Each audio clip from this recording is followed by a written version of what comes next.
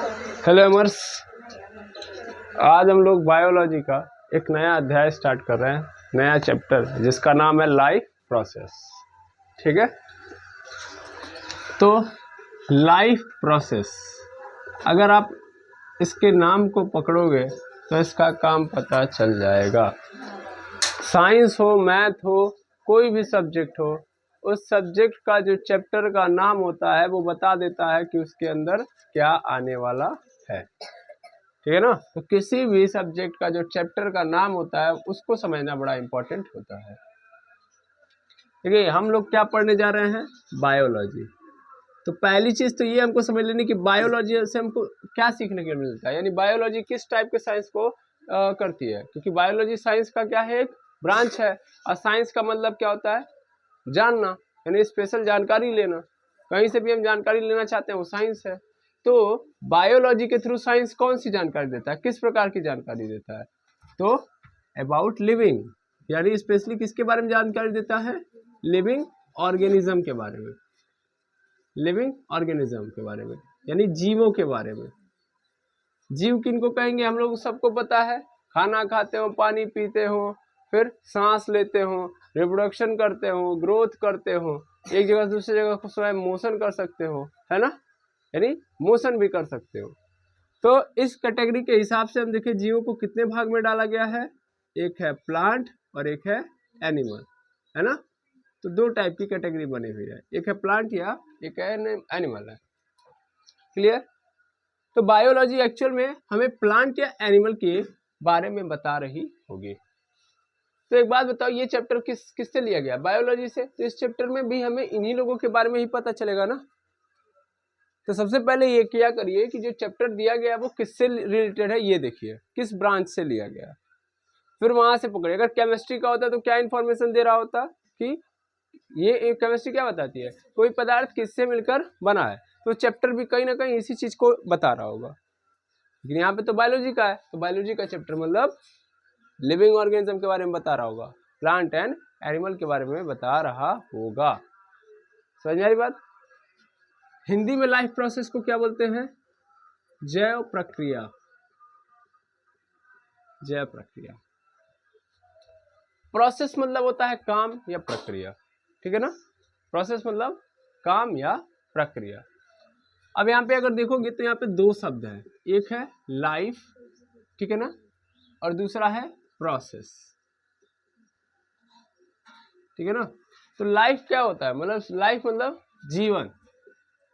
Life मतलब यही तो होता है, आप लोग अपने बेसिक भाषा में यही तो जानते हो, लाइफ मतलब जीवन। अब प्रोसेस मतलब काम। ठीक है। तो अगर इस चैप्टर को मिलाओगे, जानते हो क्या लिखा है? जीवन काम का मतलब समझते हो क्या है? जीवन जीने के लिए, जीवन जीने के लिए जो आवश्यक काम, जो आवश्यक काम जीवधारियों द्वारा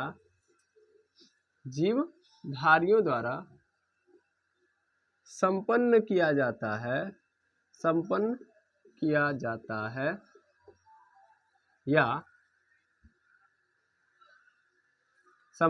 आवश्यक काम जीवधारियों द्वारा केवल किया जाता है, उन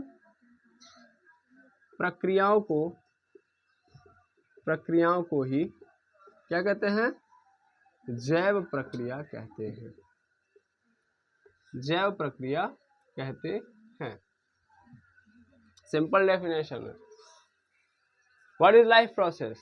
तो जीवन जीने के लिए, जीवन जीने का मतलब क्या होता है? जीवन जीने के लिए यानी जीवित रहने के लिए, जिंदा रहने के लिए, लिविंग ऑर्गेनिज्म के अंदर कहलाने के लिए कि हम लिविंग ऑर्गेनिज्म हैं, लिविंग ऑर्गेनिज्म बने रहने के लिए जो भी आवश्यक काम एक जीवधारी द्वारा किया जाता है, यानी जो भी इंपॉर्टेंट वर्क किया जाता है एक लिविंग ऑर्गेनिज्म द्वारा, उसी प्रक्रिया को हम क्या कहते हैं?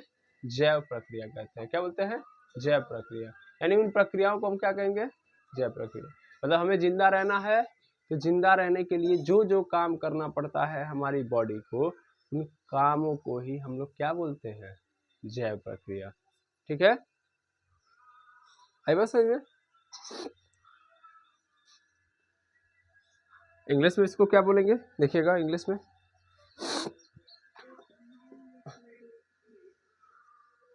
इसेंशियल आर इम्पोर्टेंट डाल दिया, फिर आर नेसेसरी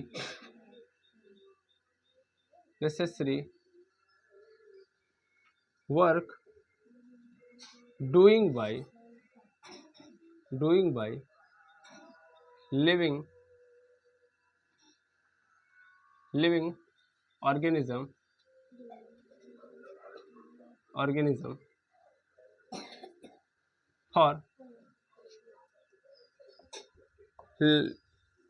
for living, ठीक है ना, is called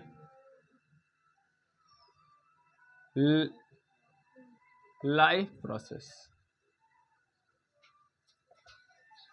life process means simple है कि इसेंशियल, इंपॉर्टेंट या नेसेसरी जो भी काम किया जाता है किसी लिविंग ऑर्गेनिज्म के लिए, फॉर लिविंग, जिंदा रहने के लिए इज कॉल्ड लाइफ प्रोसेस।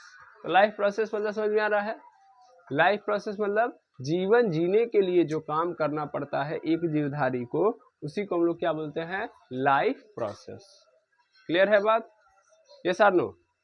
तो लाइफ प्रोसेस में इस चैप्टर में हम क्या पढ़ेंगे, इस चैप्टर में हम देखेंगे कि एक लिविंग ऑर्गेनिज्म अपने आप को जीवित रखने के लिए, अपने आप को क्या बोलते हैं, जो भी एक लिविंग ऑर्गेनिज्म के कैरेक्टरिस्टिक है उनको फॉलो करने के लिए जो काम करता है, या जीवित रखने के लिए, सिंपल अपने आप को लिविंग ऑर्गेनिज्म बनाए रखने के लिए जो काम करता है उसी को लाइफ प्रोसेस कहते हैं।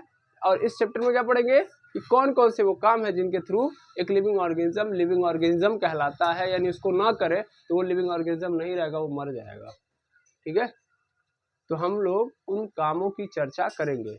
हम सभी लोग लिविंग ऑर्गेनिज्म हैं, कैसा नो? बिल्कुल सर। अब हम सभी लोग लिविंग ऑर्गेनिज्म हैं, जीवित हैं, तो हम जीवित रहने के लिए कौन कौन से काम करते हैं उन्हीं कामों को अच्छे से समझेंगे। ठीक है, यस सर। चलिए, तो इतना सबसे पहले आप क्या करिए, नोट कर लीजिए।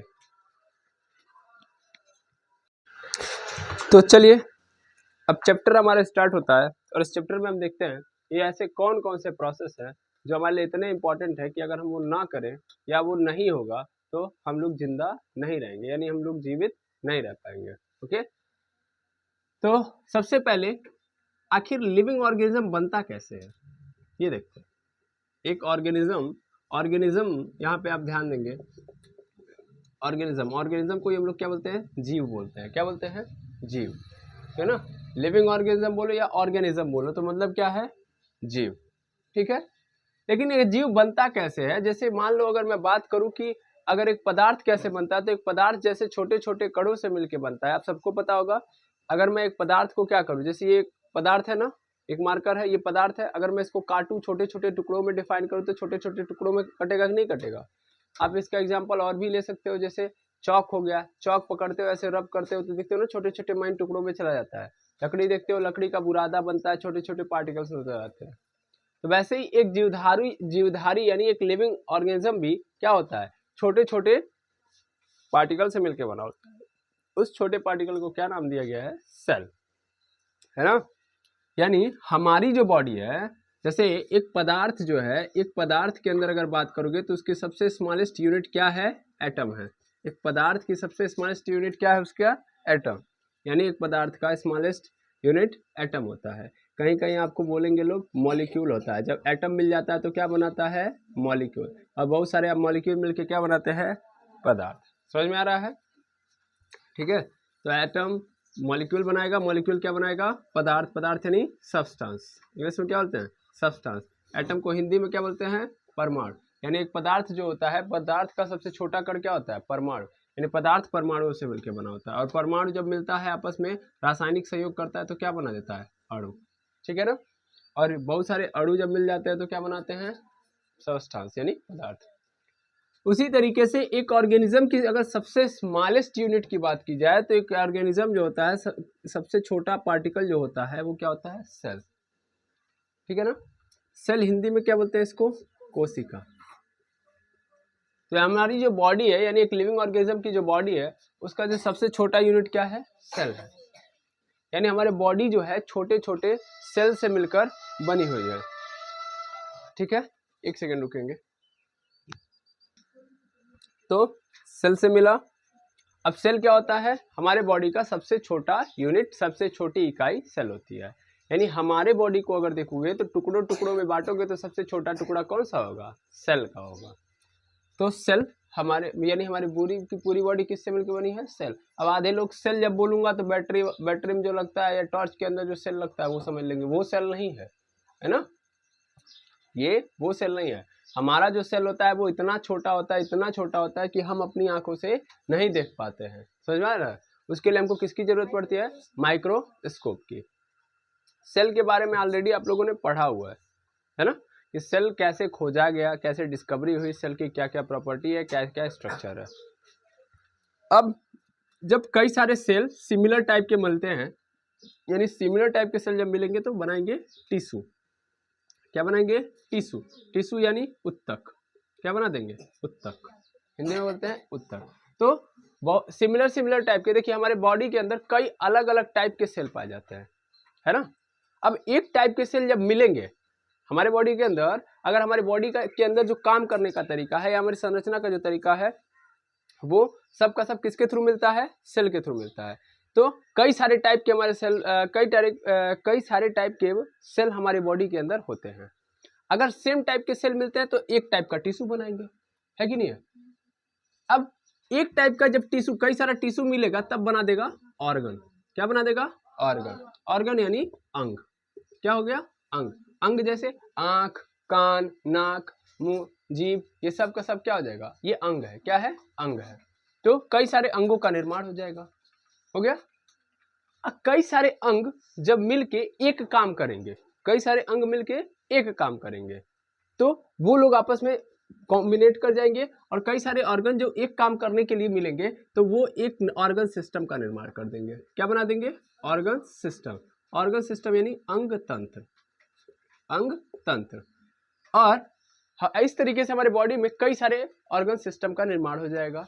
फिर इन ऑर्गन सिस्टम को लेंगे, स्केलेटन लेके आएंगे यानी हड्डियों का ढांचा लेके आएंगे, उसके अंदर अच्छे से फिट कर देंगे, ऊपर से क्या चढ़ा देंगे? स्किन की लेयर चढ़ा देंगे, बन गई बॉडी। आयो समझ में। अब बहुत सारे ऑर्गन सिस्टम से क्या बन जाता है? मेरा ऑर्गेनिज्म यानी जीव का निर्माण होता है। हमारी बॉडी किससे मिलकर बनी है? कोशिका। कोशिका जब मिलती है तो क्या बनाती है? टिश्यू।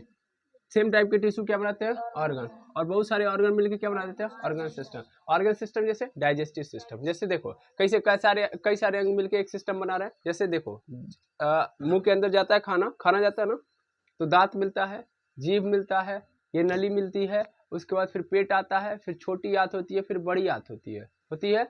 अच्छा, ये सब मिलकर क्या कर रहे हैं? खाने को ही तो भाई इन सबका मिलजुल के काम क्या करना है? खाने के लिए, है ना।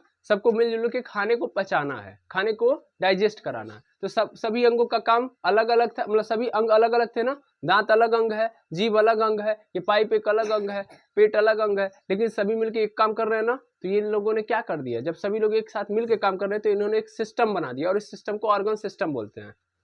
अब इनके काम के आधार पर इनका नाम डाल दो, ये डाइजेस्टिव सिस्टम हो गया। इस तरह हमारे बॉडी के अंदर बहुत सारे सिस्टम है। सांस लेने वाला देखो कि कई सारे अंग मिलकर सांस लेने के लिए हेल्पफुल है, तो उस पूरे सिस्टम को बोला गया रेस्पिरेटरी सिस्टम। ब्लड हमारे बॉडी के अंदर हार्ट है, ब्लड है, ये ब्लड दौड़ रहा है कि नहीं दौड़ रहा है?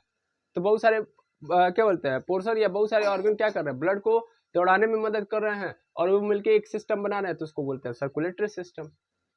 फिर हमारे ब्लड के अंदर गंदगी आती है तो उस गंदगी को बाहर निकालना होता है एक्सक्रीटरी सिस्टम, है ना। समझ पा रहे हो? तो क्या इतने ही सिस्टम है? बहुत सारे सिस्टम है। हार्मोन्स को रिलीज करने वाले जो ऑर्गन्स होते हैं मिलकर एक सिस्टम बनाते हैं, एंडोक्राइन सिस्टम बन जाता है।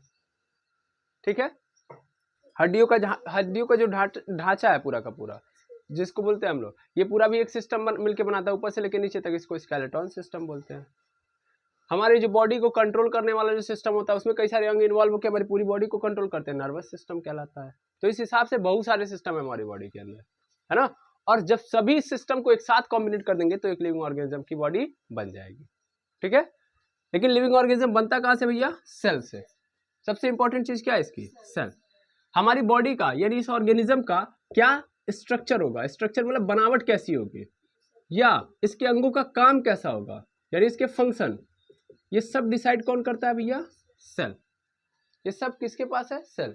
सेल से ही हमारी बॉडी का स्ट्रक्चर और फंक्शन डिफाइन होता है, यानी हमारी बॉडी कैसी दिखेगी, हमारी बॉडी कैसी काम करेगी, हमारी बॉडी के अंग कैसे काम करेंगे, वो सब किस पे डिपेंडेबल है, सेल। तो इसका मतलब अगर हम जो भी करना चाहते हैं, अगर हम अपने सेल के अंदर बदलाव करेंगे तो किसके अंदर बदलाव होगा, ऑर्गेनिज्म के अंदर। ठीक है, तो हमारे लिए सबसे इंपॉर्टेंट कौन है, सेल भैया, है ना। यस और नो, यानी एक जीवधारी के लिए सबसे इंपॉर्टेंट पोर्शन कौन सा है, सेल। अगर आप सेल को खुश कर दिए तो आपकी बॉडी खुश, सेल दुखी तो बॉडी दुखी। क्लियर है बात, हाँ या ना। तो आई होप इतना समझ में आ गया होगा। अब हम देखेंगे कि आखिर एक लाइफ प्रोसेस करने के लिए या जैविक प्रक्रियाएं करने के लिए सेल का इंपॉर्टेंट रोल क्या है और कौन कौन सी प्रक्रियाएं हैं, है ना। तब हमको चीजें समझ में आएंगी। आई होप यहाँ तक समझ में आ गया होगा, है ना। चलिए मैं इसको भी मिटा दूं, फटाफट इसको नोट डाउन करिए।